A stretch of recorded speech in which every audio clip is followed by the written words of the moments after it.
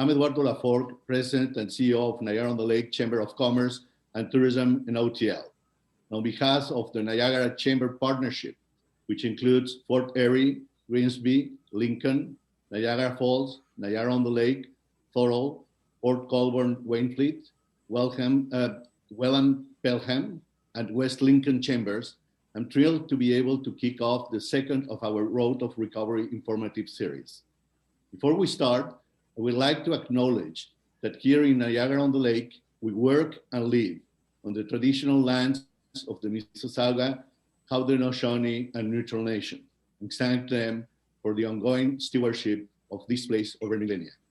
We want to honor and remember the 215 children of the Kamloops Residential School, the Kamloops Tek-Singwep First Nations community, who now peacefully rest in the spirit well. Today's Niagara Road to Recovery brings you a provoking conversation with 5 tourism industry leaders. Tourism is one of the main drivers of Niagara economy. We cannot afford not to support our tourism industry. This conversation will allow us to reflect on what we have all gone through and also allowed us to look forward to what opportunities lay ahead. I want to thank our tech sponsor, B4 Networks, and we are also fortunate to have John Armstrong from Armstrong Communications, a longtime champion of our local chambers, as the moderator of this series. So now I would like to introduce our panelists, Joel Noden from Hokum, Paul McIntyre from Vintage Inn, Tim Jennings from the Show Festival, Richard Taylor, Niagara Casinos, and Sue Moran from Thorold Tourism. So without anything else and further delay, I will turn over to you, John. Thank you. Thank you, Eduardo. That's terrific. I appreciate the introduction. As you said, the tourism sector is an extraordinarily important sector. Last week, we had a discussion about the wine industry and the agricultural sector. A lot of relationships on the wine industry, although I think there's also a lot of differences in comparison to this group. So as we look to Niagara's road to recovery, why don't we actually start with where we're starting from? Sort of what's happened to your organizations over the last 15 months as you then work to plan for that recovery phase. Tim at Shaw Festival, why don't you start us off? Great, thank you. So the Shaw has been fortunate, I suppose, in that back in 2015-16, my CFO and I took out pandemic interruption insurance, and so had been able to manage to keep all 550 of our workers on throughout the last year. It's a significant issue, actually, because a lot of the systems that were designed by the government were designed around employment relationships, and actors and musicians are gig economy workers. So last summer, 100 or so of those people would have been out of work with no fallback, and we pivoted to be able to move them into an employment relationship with us, doing education and outreach work digitally, as well as being able to work with the government to do 65 live performances, piloting what is now the reopening process that we're looking forward to this summer with FedDev Ontario and with the provincial government. So we've been lucky in managing through that. Our insurer now feels that there's a different issue, and we're working with them to try to figure out whether or not they'll cover this season or not, and some of that, but that's a different game. However, we've still got everybody here. We've been rehearsing by Zoom now for almost 8 weeks, and we start live rehearsals again on Friday. And so trying to work through that and keep a highly skilled, large employment base has been really the toughest thing, I'd say. Is we couldn't afford to lose them, and frankly, without that insurance, it would have been impossible, as it has been for the rest of my industry, to maintain them. Performing arts overall has been the second most affected area of the economy after airlines. So it's in a normative year in Canada, well, in Ontario, $2 billion of direct income comes into people through direct performing arts spend, and $18 billion of the tourism economy is directly related to the performing arts in Ontario. So, what made you get the what made you get the insurance? I mean, holy cow! Talk about well, I'm a very risk averse guy, and my CFO and I both were looking at a multiplicity of areas of risk for the organization. So when I first came on, this was within months of me starting, actually, we did a complete insurance review and added, we were starting to do family programming, so we added child endangerment. We started looking at the IT and data management issues and added IT insurance, a bunch of things that traditionally theaters have been shy on. And personally, in looking back at the history of the organization, I saw that the two biggest impacts on the org were related to SARS and H1N1 and 9/11, basically. And so we took out things related to specialty insurances for interruption related to terrorism and pandemic and other things. So. Wow, that's amazing. So Paul, with it's Lay's Properties, correct? Is that how you say that? Correct. Yeah. Lay's Hotel Properties Limited. It incorporates vintage hotels and Niagara's finest, and some restaurants as well. Yes, it's a big operation, also significantly impacted over the last 15 months. Why don't you tell us what happened to your organization? Well, most of our hotels fall in Niagara Lake, but of course we're also in Lincoln with Inn on the 20, and we're in Alton with the Millcroft, and we're actually in Stratford. And unlike Tim, we didn't have that insurance, and I wish me and Tim had a coffee quite a while back and talked about that, because it may have helped a lot more. I do believe the accommodation sector has been hit incredibly hard, and I'm sure everybody is feeling that in all their sectors. But we just didn't have any essential business in Niagara Lake to stay open. Hotels could have, but at the end of the day, it just felt like the safest thing for us to do and for community alignment was to close down. So under all the provincial orders, all our properties have been completely shut down. Just jumping off the diving board that Tim had mentioned, you want to keep your greatest assets, but we just, we laid off, well over 1,000 of our greatest assets. And that was incredibly hard to do. And without the insurance, it was a massive financial burden. And, opening and closing has been interesting, but, fingers crossed we're coming out of this now. I think we're kind of there, but we've got a long road to go. I mean, we've got markets that I don't think will come back till 2025. We were pretty heavy in the corporate market. Who knows when they'll be able to come across the border? Who knows when the economy will be ready for big groups to actually gather? And even saying, the impact of shutting down, but the impact of not being able to book further out because you can't anticipate what's happening. Can you book a wedding 8 months down the road for 5 people or 60? And if you do guess and you do book it, then you cancel it because so the uncertainty has, and I'm not blaming that at anybody. It's just the life that we live and it's a reality, but those have been some of the biggest things, the uncertainty, the business closing and opening and the layoffs. And now that we're opening, the added costs, because, most of us are going to start having to pay back that debt that we've accumulated. And I don't know if you've built a patio lately, but if you had gone to build it 8 months ago, it might've been $5,000, but now it'll be 20.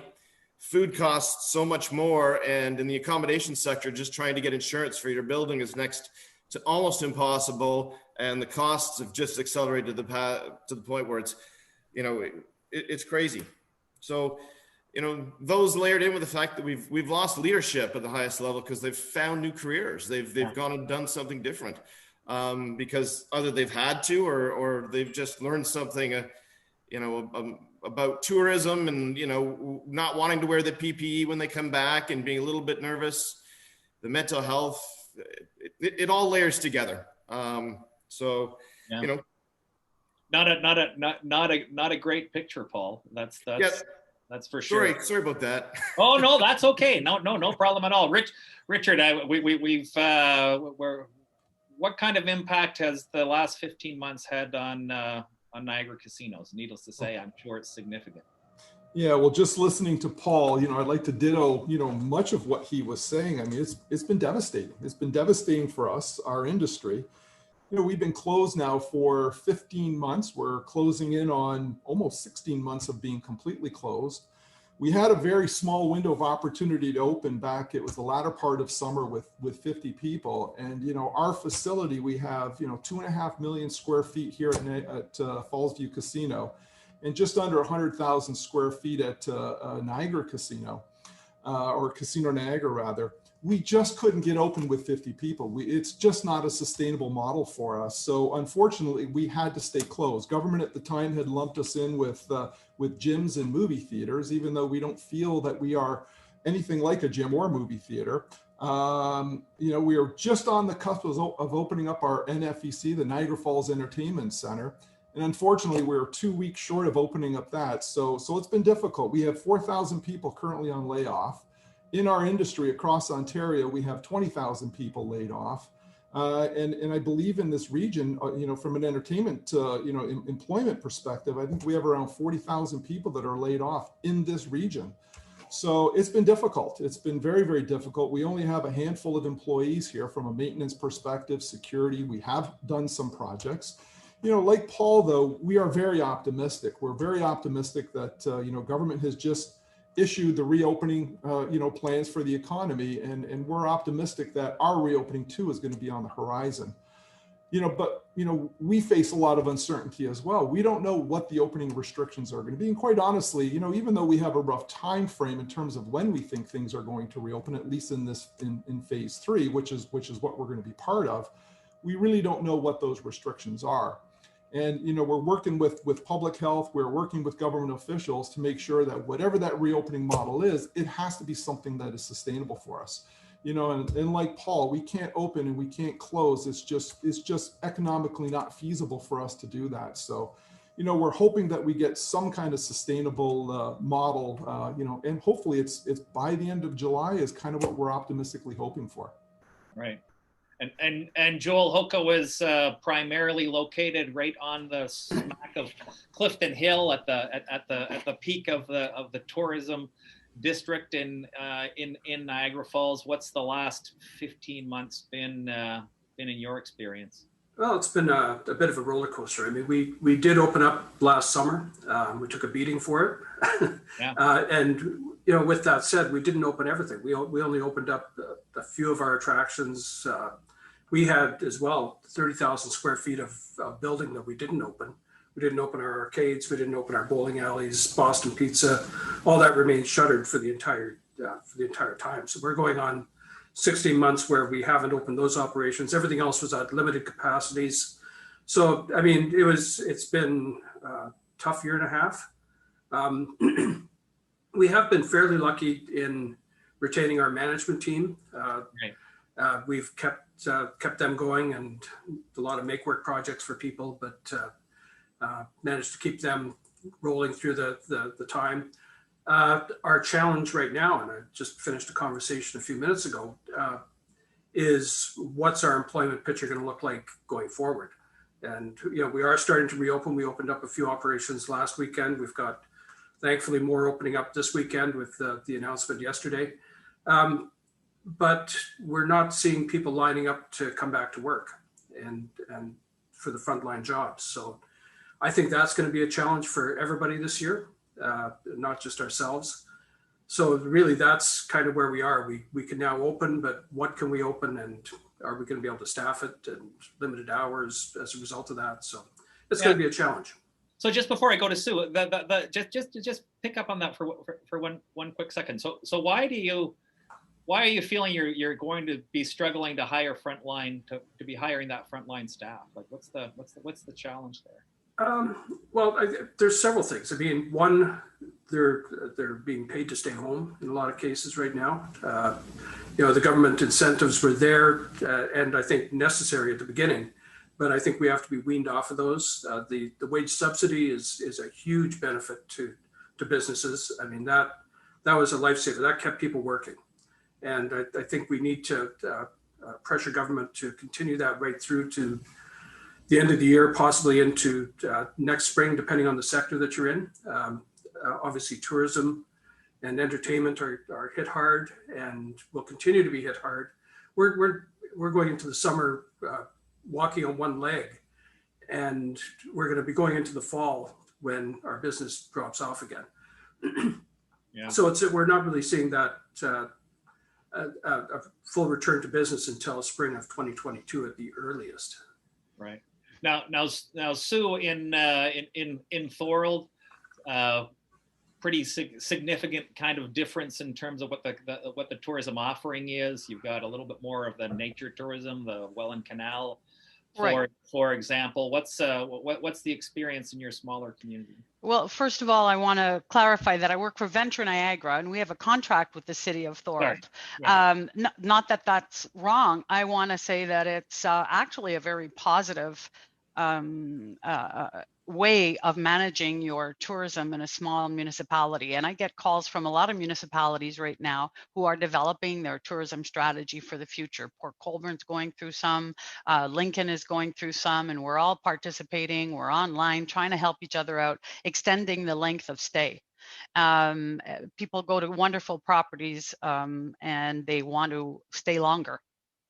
That's where Thorold fits in. We are not that destination where everybody's coming to Thorold. However, we're on the Greater Niagara Circle route. I do community economic development, and Venture Niagara lends money. We're funded by FedDev Ontario. We lend money to businesses, and in the last year, we received $3.568 million, and we will possibly be getting another parcel. We have lent that out in the last year. So it's really interesting to be able to see the businesses that are coming to us, B&Bs, wineries, you name it. We've seen manufacturers, all kinds of businesses. But where Thorold fits in and these smaller destinations, we're there to kind of stretch out that length of stay. So if they bring their bicycles, Niagara is definitely a 3-4 day length of stay. There's a day off to see Niagara on the Lake, to see Niagara Falls, to go to the Shaw, to go to the casino. All of these people that I'm staring at right now, they're the ones bringing them in, but we can help keep them here as well. So the Greater Niagara Circle route is an unbelievable factor, and the Welland Canal is an unbelievable factor. So I manage on behalf of the City of Thorold, Lock 7 Information Center. Anyone can drop off their brochures. This is a free pitch. I like free things. You can drop off your brochures to 50 Chapel Street South. We are opening on Friday. We're their training staff right now, so we're pretty pumped. And our product is really a heritage product. We have an unbelievable history. So does all of Niagara. But I mean a history of collecting our historic value, our heritage. We have over 51 properties that are designated a heritage property. And the volunteers in this city have been outstanding and recognized. We recognized in Ontario, in Canada as well. But we also received the Prince of Wales Award for Heritage in our city. So there is a beautiful, as we know, heritage tourism and cycling tourism. And I also manage the Niagara Tourism Network. This has been going on for 10 years. We get together monthly. It's every second Thursday of the month, and we talk about tourism issues. And I see many of our members online right now in the participant list. And that's been about now finding jobs, looking for jobs, shifting jobs. We have employment centers there. We have NTech there. We have Job Gym there, and they're there to help employers. So, I mean, if you're looking for any type of, it's an hour and a half every second Thursday of the month, niagaratourismnetwork.com. So that's a way we can help people. And then our Thorold, we had construction on Front Street last year during the pandemic. You couldn't get there, and now it's gorgeous. So we're living off of that. We're living off of heritage, and we're using the Lock 7 Information Center to drive people into downtown, and social media, very active, and the website thoroldtourism.com. So I'm a very different cog in this wheel, John. Oh no, that's okay. I mean, Thorold, what Thorold's done with its heritage properties really is fantastic. I mean, I think Thorold's a fabulous secret, and it's got the best lobster, the best grilled cheese in the region. I have at the Karma Chameleon restaurant for sure. Absolutely, but so Tim, apart from being an ad for the insurance sector, which is just like not anymore, but yes. Although probably times have changed now because it's become very expensive. But so I want to pick up on a couple of things that I'm hearing. One that Joel mentioned, which is the transition to full opening, and that sort of the problems and inherent, and the uncertainty that Paul also talked about. The uncertainty of that transition. So maybe you could talk a little bit about that from the one perspective, but at the same time putting that into the context of whether or not you are optimistic for the future. Right. Well, it's been an interesting ride the last little while. Under the stay-at-home order, there's an exclusion, of course, that most businesses would make use of towards allowing for reopening, but rehearsals specifically were forbidden under that. Just for the live performing arts. Film and television could do them, sports could do them, but we were restricted from any kind of activity that way, although we were allowed to do the kind of physical work that any company was. So as of Friday, we're now allowed to have 10 performers start rehearsing in person again, outdoors and only outdoors. So we've spent a bunch of time pivoting and adding what's now come up to about $450,000 of new outdoor venues into our capital purchases into our package, in order to try to offer a chance for people to come back. As a large cultural charity, we feel it's necessary for Niagara on the Lake survival, and obviously a lot of the folks around this table, for us to act as that pivot of driving people back down here. We know, as Sue was sort of going on about, that the length of stay is actually where we really succeed. Most of our attendees stay more than 5 days in the area. So it's it's one of the reasons we're able to generate almost $250 million in a normative year of additional tourism. I'm very excited about it. I mean, what we've heard from everyone, we've been doing constant surveys about will people come back, and what we're getting is a real sense of people's desperation to gather again. And I think you see this every time we open up patios. I think you see it every time we open up other kinds of venues. Whether a business can actually manage to get everything open or not, or run at capacities, is going to vary, obviously, with the kind of spaces they have. But I think that what people want is that opportunity to come back into a safe environment and start gathering immediately. You're starting to see this in the travel business, that people are booking for trips for late 22. They're starting to do things that, as Paul noted, are further out, but they have hope, right? And when I first got here, my artistic partner, Tim Carroll, and I changed the mission of the theater towards pioneering a center for human connectedness through art and theater. And what we're seeing now is that relevance to that vision actually has turned out to be hugely helpful to us. The insurance was a great help last year, but it was the third stream of income that we managed. The second was the wage subsidy, frankly, the second best, and the first was donations. And what we saw was just almost $10 million last year came in through donated revenues to the organization, because people felt the relationship and the desperation to come back. So what I would say is, I think, the second we start seeing real allowances for people to gather, you're going to see that rush right up. And we've moved everything towards the idea of starting a significant number of new projects and new offerings that will start in October and run through the holidays, so that people can get down here and we can try to help the region recover more quickly. We know from SARS, from H1N1, from 9/11, that organizations that invested in a fast comeback did better and restored back to normative levels more quickly than those that didn't. Folks that heavily discounted, that did all of the sort of things that you think are attractors, tended to actually, it lasted a very long time for them. And I know Paul and I have had long conversations about this, about the hotel and entertainment industries making big mistakes back in those years around not coming back normally, I would say, trying to get back to a normative or even more excessive level. We actually have an expansion campaign coming out of this that we're planning on launching, and trying to really drive a relationship to NOTL in the way that the Banff Center has with Banff, as an example, that it's an anchor for a lot of different kinds of communities to come. And whether we're a catalyst because you're an arts an entertainment person who's coming to see those shows, or whether we're something you do as part of the greater conversation with nature and the conservancies and all of the other fantastic businesses and restaurants in the area, it's really a question of creating that kind of super brand that NOTL is a destination of innovation, a destination of conversation, and a destination that's unique and kind of the most beautiful place you can spend 2 weeks, right? So that's our hope, and I'm actually very optimistic that once we get into step 3 and forward, we'll be in good shape to do that. So Paul, I got to pick up on the other side of NOTL, that you painted a very challenging picture. There's no question about it. It sounds like you're starting from a deep hole.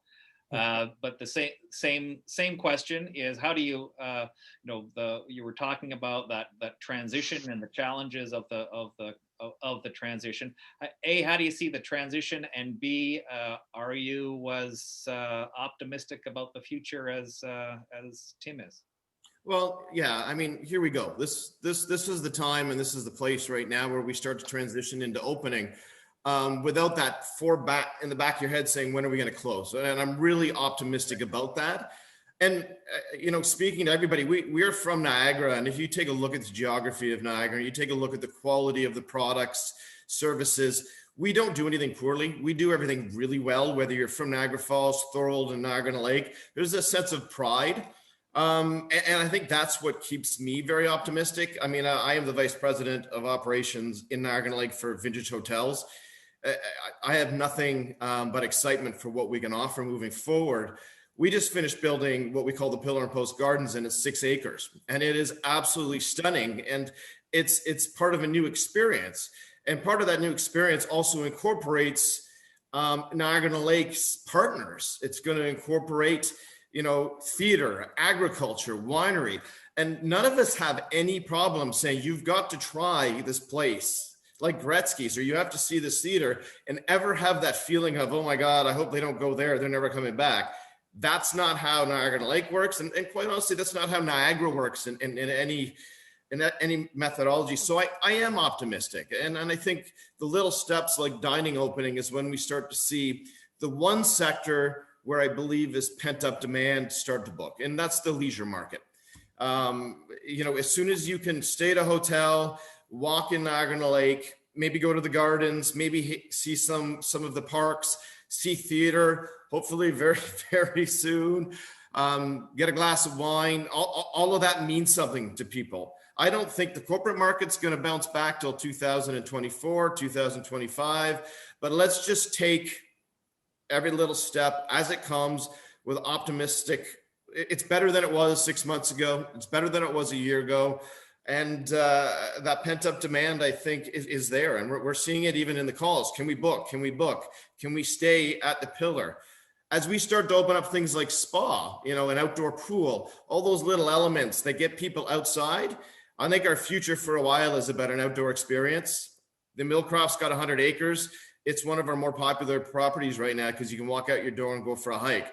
Maybe that's good. Maybe that's good for everybody, but I'm optimistic because we're in Niagara. I'm optimistic because we're in Niagara Lake, and we just have, great partners, quality assurance, and we do everything right. And there's no point in looking back. All we can do is look forward, and we're all still here. So, we've got to move forward.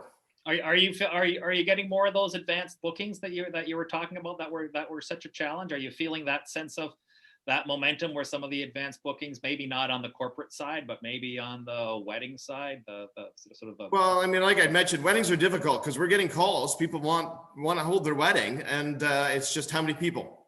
And we can't really answer that based on the roadmap, because when you wake up on Wednesday, you think you'd figured it out. And then when you wake up on Thursday, it's changed. And it's kind of been like that, but I think we're getting closer to it being more definitive. I mean, Stratford was in yellow. We went up there, great time to open. We thought we were in a concrete situation. We hired a food and beverage manager. We brought the staff back before the Easter weekend. 20 hours later, I was closing it down. I was bringing all the food back and I was laying everybody off because it closed down and never saw that coming. So, but that was back then and it's not now. And I think as long as we can rely on the roadmap now and it gets a little bit safer, we can book weddings further out. And again, that people have been waiting to get married and that pent up demand, I do believe is there. It's just how and what it looks like. And again, like Tim had said, selling ourselves, we have a 6-acre garden for brides and for weddings that we can't wait to start doing weddings in. And we've had some small ones that we can under the protocol. So I'm optimistic, as you can tell in my voice. There's no other way to be right now. So Joel, you've got hotel properties as well. Are you feeling a little bit more of a demand on the one side? And the other question that I have is at our event, at our session last week, one of the winery owners said that last summer, sort of early last fall, when things were open a little bit, they were getting a different kind of clientele, a bunch of people who wouldn't normally have visited them, but were coming to visit just because they couldn't travel outside of the country. So I guess my question is are you getting some advanced bookings? How are you feeling that transition? And are you optimistic about the future? And probably. Well, actually, we got out of the hotel business. We replaced a hotel with North America's largest go-kart track. Oh, so, sorry, I apologize. But I will tell you, I mean, just yesterday with that announcement that came through, and it was kind of a weird announcement because it appeared on Twitter. There wasn't really a press conference or anything else. I think the politicians are getting a little spooked, and they don't want to face the reporters, but I don't blame them for that. But our phones blew up. So we know that there's that demand. Our main audience is that Southern Ontario, Southwestern Ontario market. With the type of product that we offer, of course, family entertainment and young adult entertainment. It's very unique. It's not a theme park where you have to pay an admission. You pay for what you want to play on. And we see people coming back 3-4 times a year. I mean, we're not that singular bucket list destination. Similar to the theater in a lot of ways, where you have your regulars and they're your backbone. And so we think we're going to see a bit of a snapback as opposed to a slow build that you would see in perhaps the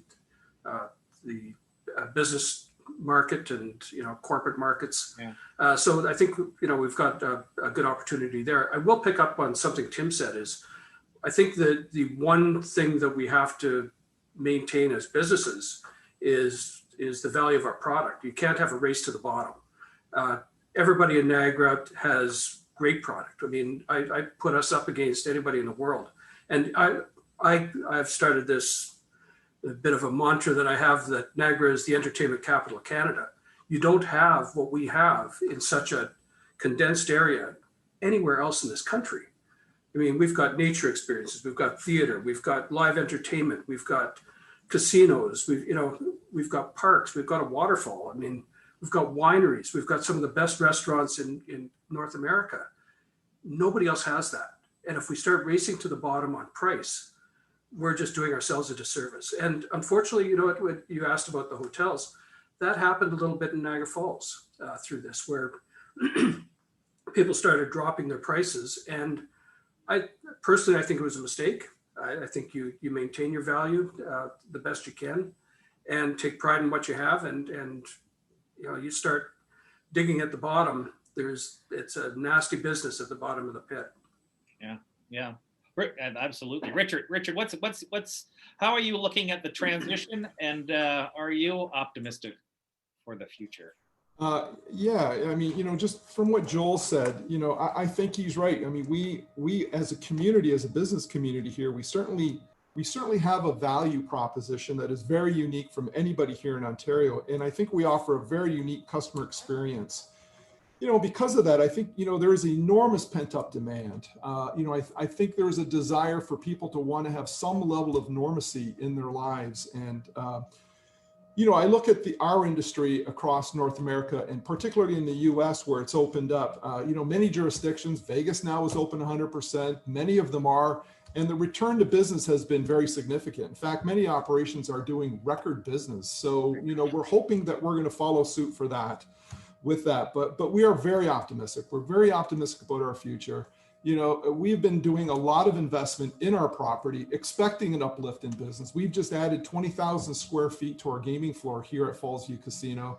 We've improved the entranceway at Casino Niagara as well, just to make sure that when the customers come back, that we've got some incremental experience for them.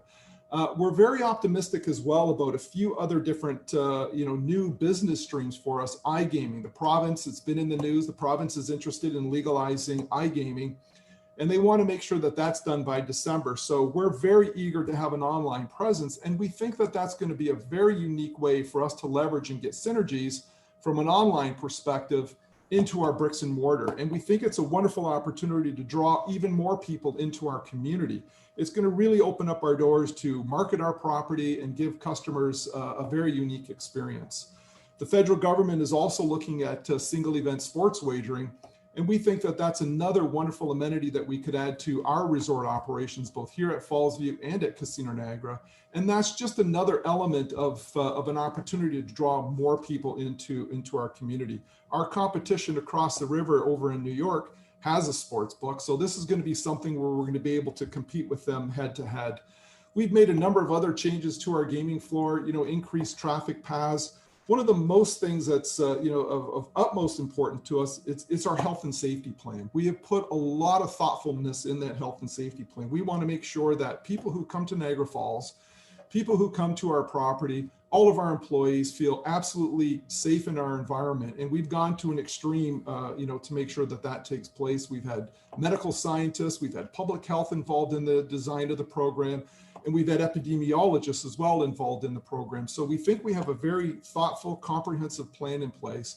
And we just want to make sure that everybody feels safe when they do return back to work, and our customers do come back to here in Niagara Falls. So, but yeah, we are very optimistic, and quite honestly, we're very excited about the prospects of reopening. As I said, approaching 16 months of being closed.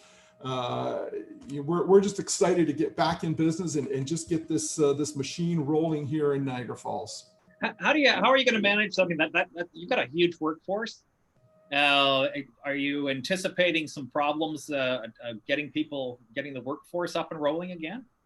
Yeah, we think we're going to have some challenges, although we did send out a survey to all of our associates about a month back, just asking, trying to find out their interest in returning back to work. And there's actually a fairly large percentage of people who have indicated that they do want to come back to work. I think it's somewhere around 93 to 95% of all of our associates want to come back to work. But I think the big challenge is going to be getting used to working again. This is a 7/24 operation. A number of our associates have to work late evenings, midnights. The fact that, it may be 16, who knows, maybe 17 months, I don't know, by the time we get back up and get our operations going.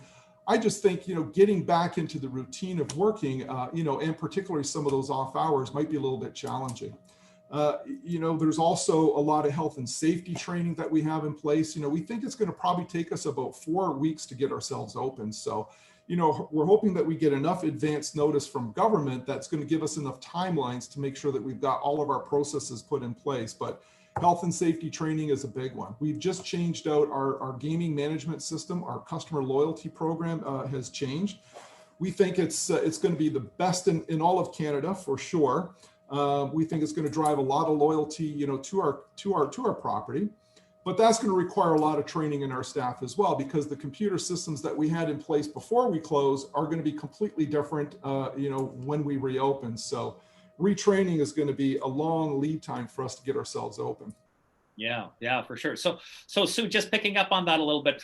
First off, are you optimistic about the future? And secondly, what is it that your organization is going to maybe do differently now? What are some lessons learned, and are you going to be approaching things differently than you did either during the pandemic and prior to? First of all, I have to say wow to all these big properties that have reinvested and reinvested and rethought and made sure their staff are safe. And maybe, Joel, people with these type of programs for your staff, they'll be happy to come back. So we need to have a strong foundation for the people who will be traveling here.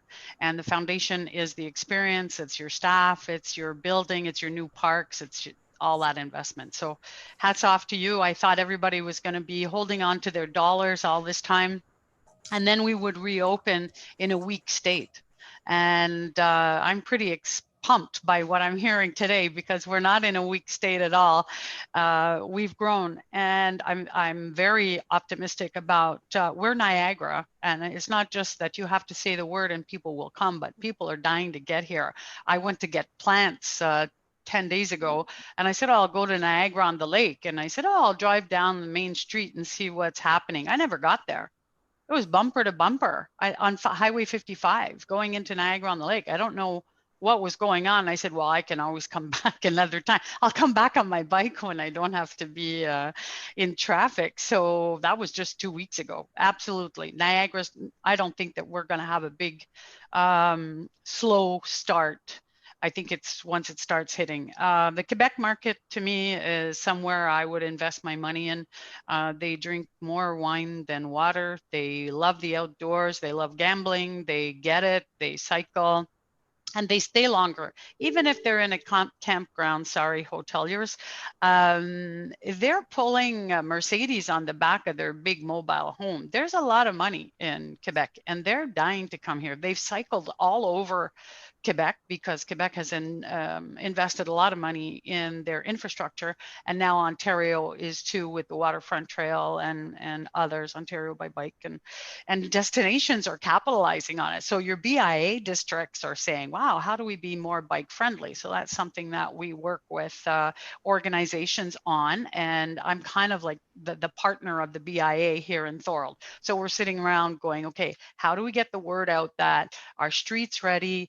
It's beautiful here. We're now going to be working on Beaver Dams Park. There's going to be another big construction piece in downtown, but that's going to be a really nice destination for locals. And, you know, backyard tourism. We want St. Catharines to know what Thorold's doing. We want Fort Erie to know what Thorold's doing. There's nothing wrong with getting new dollars from somewhere, you know, close, within 50 kilometers. And once the news gets out and people see it, we have anchors like Shannon Passero, designer. I've been in there, and people are coming in from Toronto just to buy clothing at Shannon Passero. So when things start happening, then we will get new investors. We've lost some stores on our Front Street, our main street called Front Street, and we will get new investments, new cafes at that point. But everybody's kind of hovering. I hear there's a new bagel shop opening, so I'm very excited about that. Former Montrealer, there's no bagel yet in Niagara till we get to the bagel oven. So we're pretty pumped about things like that new investment. You know, Phil Ritchie started the ball rolling with some of the heritage development here, and now Mike Skirtich and others have really brought in lots of students. So we have retail on the bottom, students at the top. We need that money to flow. So once we get into a second and third kind of opening state, I don't think Niagara is, I think Niagara better hold on to its hat. A little bit of a different question, because I want to pick up on what, Joel, your comment about the potential race to the bottom. Obviously, we've seen in the housing market, in the lumber market, for example, the price of lumber going through the roof, primarily because there's been a North America housing boom, as well as some mills closing down, kind of shortened supply, disruption in supply lines as well, that have really caused prices to go up. So if we're looking at if we're looking at a transition that has limited capacity and just sort of just lighter capacity, I mean, and therefore a shortened supply. Meanwhile, there's pent up demand. Do you foresee potential actually price increases as opposed to price decreases until the market, until things actually kind of fully open up? What do you think, Joel? Well, I think costs are going up right across the board. I mean, just the food costs and basic amenities. I mean, everything is going up.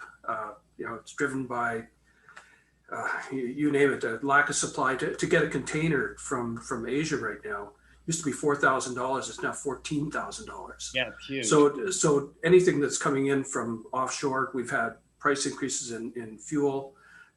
So there's just a natural price increase happening. And I think that you're going to see that affect our businesses. But I don't think you're going to see people trying to make up lost ground for the past year in terms of price increases. I think that's a mistake. I think you price your product fairly. We all know we have great product. Like I said, we have a diverse portfolio and it's all first class. But I don't think you start price gouging, shall we say? But you will see price increases. Absolutely. Just the cost of goods is gone up dramatically. Yeah. What do you think, Paul? I think I agree with that. I mean, I'm lucky enough to be in a company where our conversations have solely been around value add. I mean, it's easy to sit around a boardroom table and to talk about, should we charge $10 or $5? The work really is done when you start talking about what do our customers want. Service looks different now than it did a year and a half ago. I mean, they want safety, and we get that. They want to be outside. Now, what we may do and what we've been doing is adding experiences that they can buy. They don't have to if they don't want to, but if they want a picnic basket and they want to take that to go, we will charge a fair price for it. But we really haven't sat around and say, should we drop prices or increase prices? Because that's not how you build demand. You build demand by product.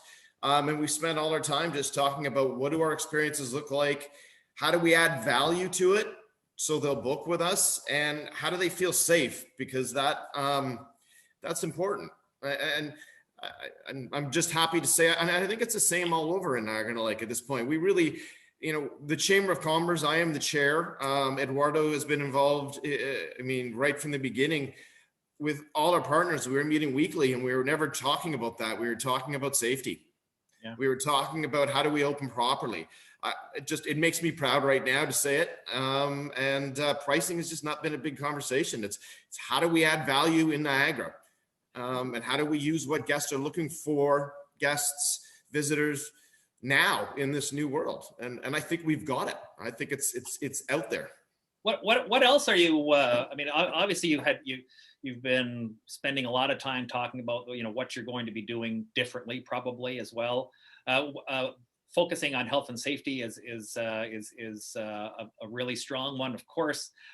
What else are you planning on doing differently? Well, how are you are you planning on varying your offering a little bit? Like where are you going as it relates to your offering? Well, right now, it's about the outdoor experience. We've incorporated the garden into our experience. You can get a picnic basket and go to our garden, and you can sit on a blanket and you can enjoy what is a blooming 6-acre garden. So just that type of add-on that people are looking for right now. Now the Pillar and Post is just open, so it's been a week and a half. And we imagine with our dining experiences, now we're adding tents, so a lot of outdoor dining, seating for that type of thing. Do you anticipate that stuff to be temporary, or are some of these things that you might actually incorporate over the longer term, or is it too early to tell at this point? Too early to tell, but I think we've been re-socialized as Canadians to maybe enjoy the outdoors a little bit more. And we've made some investments over the last 3, 4, 5 years. Like at the Millcroft, we built a hot springs and it's outside. And it looks over the 100 acres. And we found that people love that. So I think there's some good points that have come out of this that we've learned from. And I think people, at least for the next 6 months, are going to want to incorporate the outdoor experience with the indoor experience. Yeah. So Tim, what is Shaw doing anything that in the transition that you actually, or in terms of your new your service offering that you might be doing that might be different than what you were doing before over the long term? Yeah, I think we've got a lot of new ideas. I really liked how Joel framed it that, you know, you don't want to race. I mean, the race to the bottom is the wrong framework. I don't see us actually, for instance, increasing prices on our primary offerings very much.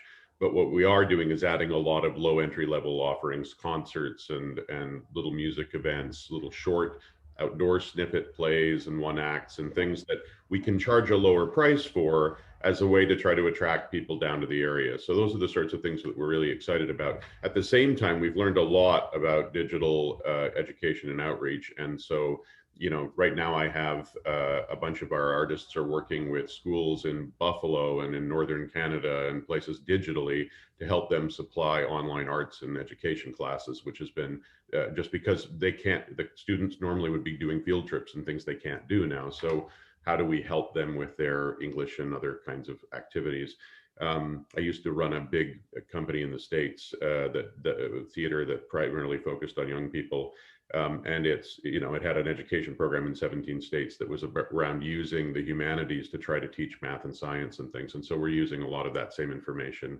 I needed that course. Hmm? I needed that course. Well, it's you know, it's great to know how to do math or sciences, but if you can't communicate what you're learning, that's a problem, right? So that's what where the bridge we're trying to create is. But those kinds of conversations and about the wellness conversation about how people can actively stay related to each other, I think we've seen so much about that, and it's starting to become embedded in our organization to think, how do we help people find a relationship to each other through, in our case, through art, but generally through nature and through this town. And we started to also see a bunch of partnerships. Paul and I talk about this a lot, but like, how do we help the garden by having a couple of our musicians go down there and play on an evening or at the local wineries? We did a bunch of winery outreach last fall, and hugely successful and great partnerships because we started to get to know more of our friends in the area. So I think those kind of things will last. We're trying to figure out some things about a campus expansion, and you know, I purchased a lot of these new tents and things on the idea that we would see some use of them for at least a few years going forward. But one or two of them, we've already got people just driving by and saying, I don't know what that is, but I want to go there. So, you know, and we have a few $1 million worth of tickets sold, more tickets than I think we'll be able to fulfill this year, actually, which is a little scary, but it's telling me people are very excited about the idea of coming back and trying to see things. And once we get those capacities, so like Richard was saying, we'll know a lot more. So fingers crossed. Richard, you did talk a lot about the health and safety protocols and the new approaches, and a lot of new things that you've been putting in place. I guess my question is, are there any other kind of longer, like maybe you could go into a little bit more explanation about some of the things that you think the thinking that you've learned through this period and incorporating into some longer term changes for your properties? Yeah, I mean, I think, you know, to answer that question, to start off in the short term, you know, we still face a certain level of uncertainty. We don't know what our restrictions are going to look like. You know, so that may force us to do some, you know, some yield managing of our customers. You know, just to open our front doors here, an operation this size, like I said, you know, we're 2.5 million square feet here, 100,000 square feet. We have a 5,000 seat entertainment center, and I'll talk about that in a second. But the fixed costs associated with us opening our doors is very, very significant. So we may have to be selective, you know, from a yielding perspective to make sure that we get enough revenues in to be able to offset all of those, you know, very expensive fixed costs. You know, I think moving forward, you know, where we think we've got some significant opportunity, it is with the NFEC, the Niagara Falls Entertainment Center. It's a 5,000 seat, brand new, state of the art, shiny. You know, it was literally we were just that close to opening before we closed. So we're very excited to be able to commercialize that. That particular industry is in a time lag as well. We don't know when, you know, actors, you know, the industry is just starting to get started, but we have no idea what the supply of entertainment is going to be or what the restrictions are going to be for, you know, for that theater. So we plan on, you know, opening that, commercializing that. You know, we just think that's a wonderful draw, not just for our business, but at 5,000 people, we think this is a great opportunity for this whole community. You know, we don't have enough hotels, but this community does. We don't have enough restaurants, but this community does. So we think it's a wonderful opportunity for everybody to share, in the uplift of business that I think that's going to bring here to Niagara Falls. So, we're really optimistic about that. And I think that's probably the most important thing that we're looking forward to, quite honestly. Yeah. So I'll start with Joel on this. But we only have a couple of minutes. We only have a few minutes left. What's the biggest lesson you've learned through this through this period that you're bringing forward? Patience. It's really. I think really it's digging into deeper into your consumer's mind and what they really want and what's important to them, and sticking to those values. I mean, both for your staff, it's really, instead of just opening your doors and letting the business flow, you've had to understand your customers a little bit better. You've had to understand your staffing needs a little bit better. And this whole world of PPE, nobody thought of that unless the health inspector was coming by. But you really never thought of that as an issue. It was just you did kind of what you had to do to run your business. But like we went out a year ago before we opened up last spring, and we have a go-kart track. You have to have helmets on a go-kart. Well, you got to clean helmets on a go-kart track, especially during time of COVID. But it was innovation. We found this company in Beamsville that actually had this machine that they had built it was originally built to, I believe, clean fruit and vegetables as they came in, and it killed all the viruses and Candy bacteria. Apple. Candy apple, yeah, the candy apple guy. So I called him up and I said, "Look, I've got a problem. I've got motorcycle helmets that have to be cleaned. Will this work?" He said, "I don't know. Send me a helmet." So sent him a helmet, put it through. Yep, it fit, and we think it's clean. So we had the University of Guelph actually come down, and they put E. coli on it on a helmet, took it back, baked it, checked it out, perfectly clean. So now we've got a local solution that we found that cleans motorcycle helmets, go-kart helmets. And before we used to spray bomb them and do all those kinds of things. But we found a new technology that does that in seconds. And so we were innovative. I think that's one thing that it really taught everybody is you have to be innovative. You've got to be really on top of your game. It's not business as usual. What Sue, from your perspective, what's the biggest lesson? We only have a couple of minutes. People. We're going back to people. We're going back to our staff. We're going back to the guest. We're thinking like the guest. I remember I was invited to be on the Minister of Francophone Affairs committee on the relaunch of the economy. This was like a year ago. We're still not there yet. But and that was the discussion. We had, big business people around the table, and there were 14 ministries talking about relaunching the economy in Ontario. And it ended up being about people. We need to make sure that they feel safe. And it sounds like these gentlemen are doing a great job. And I know Niagara is going to take good care of the people coming in. And I'm really glad that we've gone back to that basics, kind of like being a goaltender. If you're not working out well, you're going back to basics, you're going back to training camp, and you're going to come back when you're ready. So I think I'm proud of Niagara for that. And I have to leave because I'm hosting another meeting. So thank you so much, everybody. Thanks, Sue. Paul, biggest lesson. Loyalty. Build your business around loyalty. So when you go through something like this, when your staff come back, they're loyal to you. And when you go through something like this and you come back, your guests are loyal to you. Don't take advantage of them. You never know. You're always going to need them. It's the core of our business. Respect it. Tim, biggest lesson? Living your values. I've been so proud of my leadership team in making all the choices about a human first approach. Remember last year when things first happened, my whole wardrobe team pivoted to making gowns and masks for the hospitals and all of the folks in public health and the hospices, and it just was like 50 people who are full-time tailors and the highest end fashion people in the area suddenly spending all of their time making thousands of masks and gowns. And I just thought, yeah, that's the value we need to live up to from now on. So that's where I think it is. Richard, last word, biggest lesson. Okay, I think it's the high level of engagement, that our team has here, all of our employees. And I look particularly at our leadership team. I'm very fortunate to have an awesome group of people that I work with. And, I think it's easy to, shine when things are going well, when business is going well. It's difficult to shine when things are very difficult. And I'll tell you that our leadership team, my executive team here, has been second to none.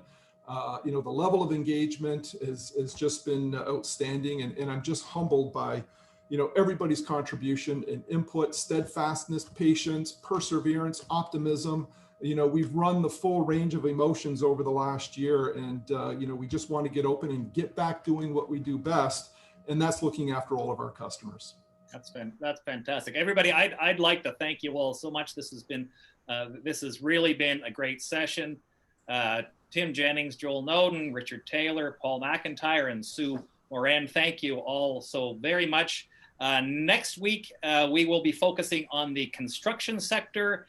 And our panel will include Gary Pollard from Pollard Windows, Greg Brunet from Niagara Outdoor Landscaping, Len Stolk from Stolk Construction, and Nick Colamartini from Mountain View Homes. Everybody, thank you so much. It feels like there's a lot of optimism for Niagara's road to recovery, and we are all fighting with you. Take care, everybody. Thanks a lot. Thanks, John. Thank you.